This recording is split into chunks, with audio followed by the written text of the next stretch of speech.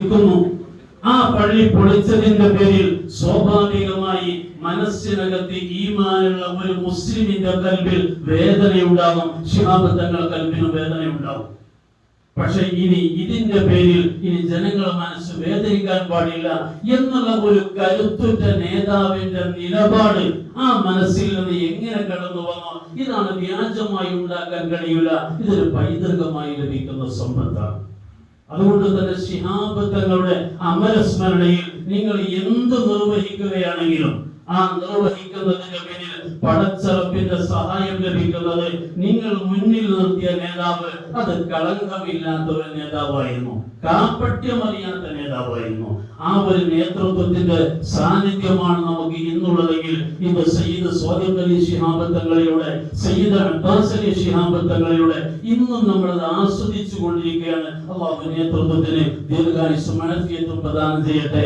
ഇൻഷാ അല്ലാഹ് കെഎംസിസിയുടെ പ്രവർത്തനങ്ങൾക്ക് ലോകത്തെ എവിടെ കെഎംസിസി പ്രവർത്തനങ്ങൾ ഉണ്ടെങ്കിലും അവർക്കൊക്കെ ഒരു മാതൃക അത് ബാംഗ്ലൂർ കെഎംസിസി ആണ് എന്നുള്ളത് എല്ലാവരും ഉറക്കെ പറയുന്നത് നമ്മുടെ പൂർവികരാകുന്ന ആളുകൾ ഇതിന് അസ്ഥിവാരം ഇട്ടിട്ടുള്ളത് കളങ്കമില്ലാതെ കാപട്യമില്ലാതെ ഇഖ്ലാസോടെയാണ്.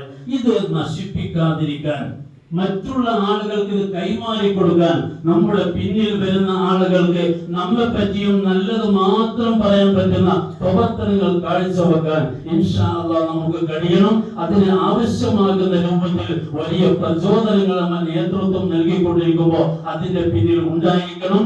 സമൂഹ വിവാഹം എന്ന് പറയുമ്പോഴേക്ക് ഉടനെ തന്നെ ബാംഗ്ലൂർ എന്നൊരു വാക്ക് ഇന്ന് കേരളീയ മനസ്സിലൊക്കെ വന്നു ചേർന്നിട്ടുണ്ടെങ്കിൽ അതും ഏറ്റവും നല്ല രീതിയിൽ തന്നെ നിർവഹിക്കും. ഓരോ വർഷവും അതേക്കുറിച്ച് നിങ്ങൾ ആലോചിക്കുമ്പോൾ പുതിയ പുതിയ സാധ്യതകളും സംവിധാനങ്ങളും കണ്ടെത്തിയിട്ട് വേദനിക്കുന്നവരുടെ മനസ്സ് എങ്ങനെയാണോ ആശ്വാസത്തിലേക്ക് കൊണ്ടുപോകേണ്ടത് ആ മാർഗങ്ങളൊക്കെ അവലംബിച്ച് നമ്മുടെ നേതാക്കന്മാരുടെ, നമ്മുടെ സയ്യിദുമാരുടെ, നമ്മുടെ ഉമറാക്കളുടെ എല്ലാവരുടെയും പിന്തുണയും കൊണ്ടുവന്നിട്ട് ഈ പ്രവർത്തനത്തെ സമൂഹത്തിലേക്ക് നിങ്ങൾ വ്യാപിപ്പിച്ചു കൊണ്ടിരിക്കണം. അർഹമുർ-റഹീമാകുന്ന അല്ലാഹു റബ്ബുൽ ഇസ്സത്ത് ഈ സേവനങ്ങൾക്കൊക്കെ വലിയ പ്രതിഫലം പ്രദാനം ചെയ്യട്ടെ.